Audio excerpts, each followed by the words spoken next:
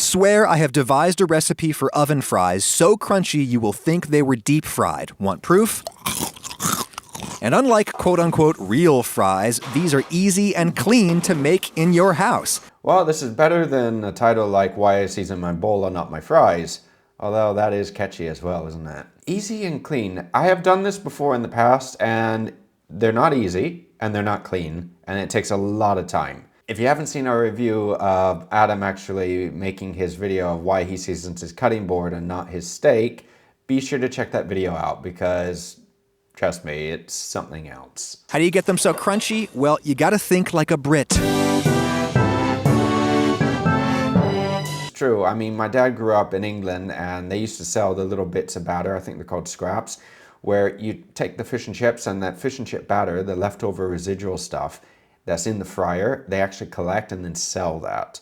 So when you talk about like fried food, England, they love it. And just so everyone knows, if you're English, you're from England. If you're a Brit, that means you're, well, before it meant the British Empire, but Britain in general. So that could be any part of the British Kingdom. There's a difference. You never want to call a Scot an Englishman, and you never want to call an Englishman a Scot. You may get smacked. I think this recipe could work with all kinds of potatoes, but today I'm using large russet potatoes, 1 per person.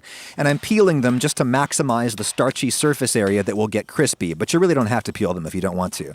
Right, so Adam's going to be using russet potatoes. Now in the US, russet potatoes are everywhere. You can find them easily. Personally, what I would recommend, especially if you guys are in the US, is to either get Kennybacks, which are an excellent potato to fry, or Yukon Golds, they also work. Here in Spain, you have a potato variety that's called agria. And if you can't find any of these potatoes that I just mentioned, then not to worry, there are plenty of other varieties. When looking for one, be sure to find one that has a high starch content and a low moisture content, because that will give you a very crispy French fry. Okay, now cut these into whatever fry shape you want. If you're obsessed with uniformity, if you want them all like a row of soldiers, feel free to waste the curvy outer pieces. Personally, I'm a big fan of heterogeneity in food, but I am trying to make sure that each fry is of roughly equal thickness, even when they're not all the same shape. Even girth equals even cooking time. Now these are good little tips. You do want to make sure that they are the same size when cooking. The reason why in general is just because it cooks at the same time. Now in the kitchen, we do tend to waste a lot of stuff. So if at home you are going to be trimming off the sides to make these like very square, that's fine. Especially if you're on a property and you have some land, you can just use it for mulch. Speaking of girth, you might be thinking, whoa, those are huge fries. Yeah, but no, they will shrink by about half over the course of cooking.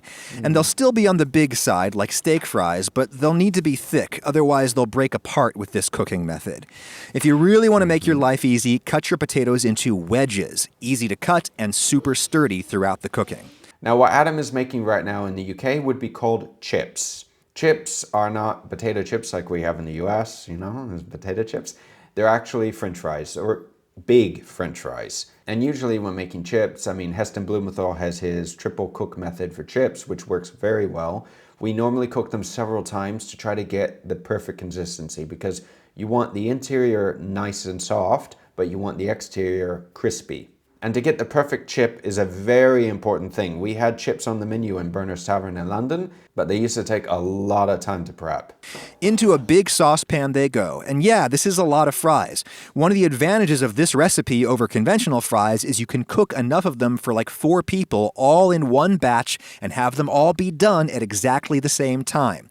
Real fries you have to do in small batches unless you have a giant commercial deep fryer in your house, which I don't. Whoops, forgot one. This of course depends on the size fryer if you have at home. So if you're going to be following Adam's method and you're going to have like 10-20 people over, this is a great option. I mean, you can make a lot of fries at once, but honestly, if you're going to be having that many people over, if I were you, I would just rather buy the fries already made and just make them instead of going through this method, unless you have a lot of time on your hands to prep. Now I do have actually a little fryer at home. It's a 5-liter one. It's pretty big. Normally they're like 2 or 3 liters. They're smaller. If you have to get one, get a bigger one, so that way you can do more at once, because otherwise it makes no sense, you know, and you're just gonna fry for yourself. Oven fries are not technically fries. They're roast potatoes. And who makes the best roast potatoes? The Brits. What's their secret? They boil them first. That's just enough water to cover everything, and I'm putting it on high heat. The lid just helps them boil quicker. While we do parboil, this is a very common thing to do in the UK. This speeds up the cooking time. If you want to make some delicious roast potatoes, that's not the only trick. We also like to add other types of fat, like duck fat. Duck fat works excellently for some like Christmas roast potatoes. This step has the effect of making the pieces fluffy. It'll make the interior of the finished fry all fluffy, and it will create a fluffy, starchy exterior that goes incredibly crispy when roasted in fat for a long time. Great British roasties have an exterior like glass. You basically boil these until you're terrified they're going to fall apart, which is a particular danger with the long, thin shape we're working with. See how it's looking bendy? This is true. You can really mess them up here. You have to pay attention. That scares me, and it should. As Jamie Oliver once said, the secret is to boil them as long as you dare.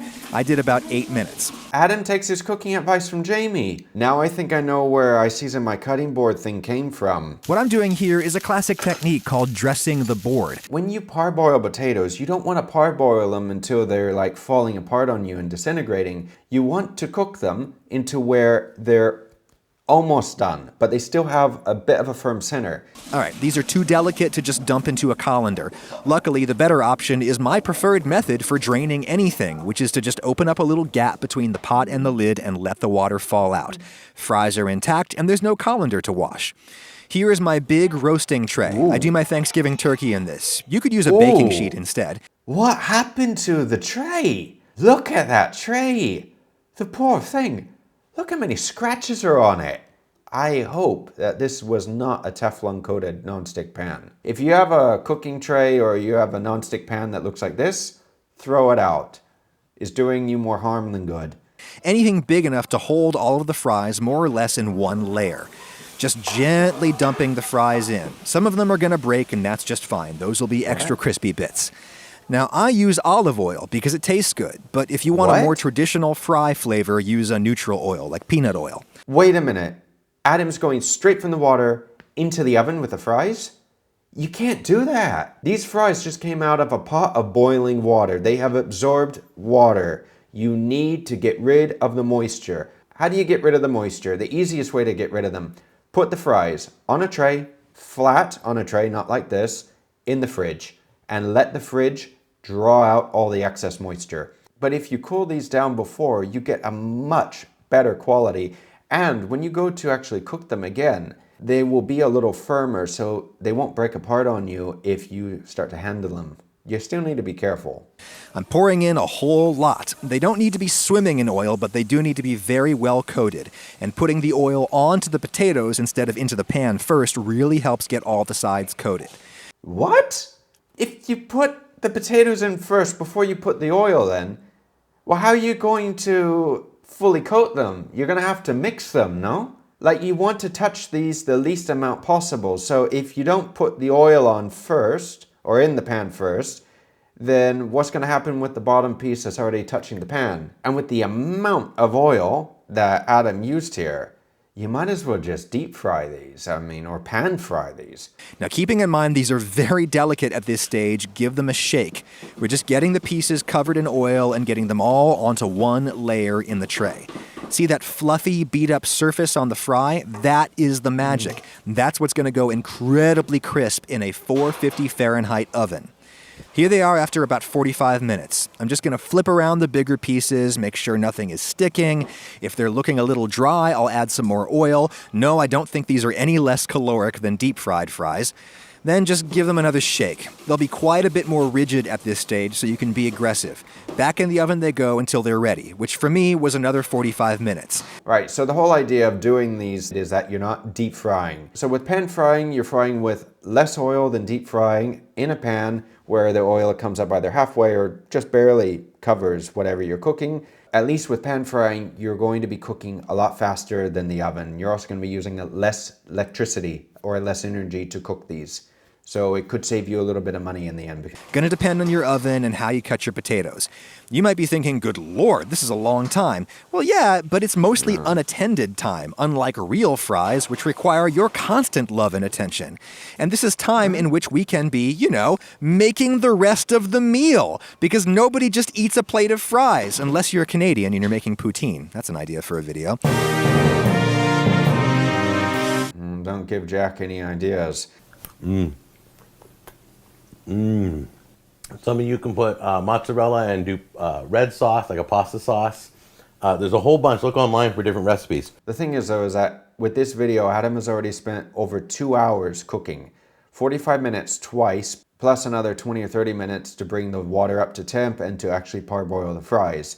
So you're already invested almost 3 hours into this. Me personally, I would say that forget the oven, just pan fry these, and it'll happen a lot faster. I mean, I pan fry my fries at home for dinner and I'm done in less than 30 minutes, so. You want to be conservative. I cooked this batch a hair too long. The super brown bits tasted a little bit burned.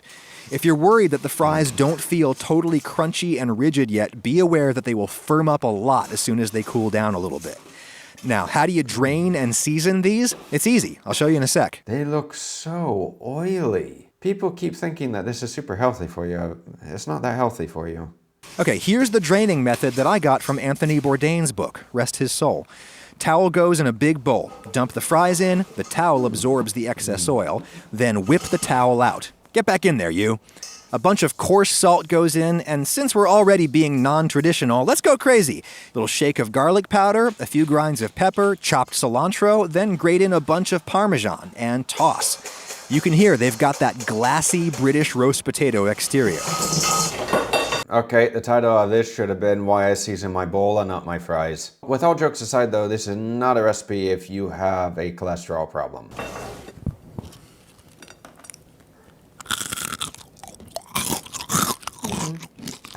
And just think, there's no giant pot of hot oil to clean up after dinner, stinking up the house while we eat. And here's another bonus. These stay hot and crunchy for a surprisingly long time. Like you've got a good 20-minute window to get the rest of your meal done and on the table. If you really want to have fries at home, I think this recipe is the way to go. First, Adam made a good video, even though he did some little things that if you change it, it would be a little better. But quite honestly, I'd much prefer Heston Blumenthal's triple cook method for his chips. And I much prefer pan frying these at least, instead of using the oven. It hasn't become crispy just magically.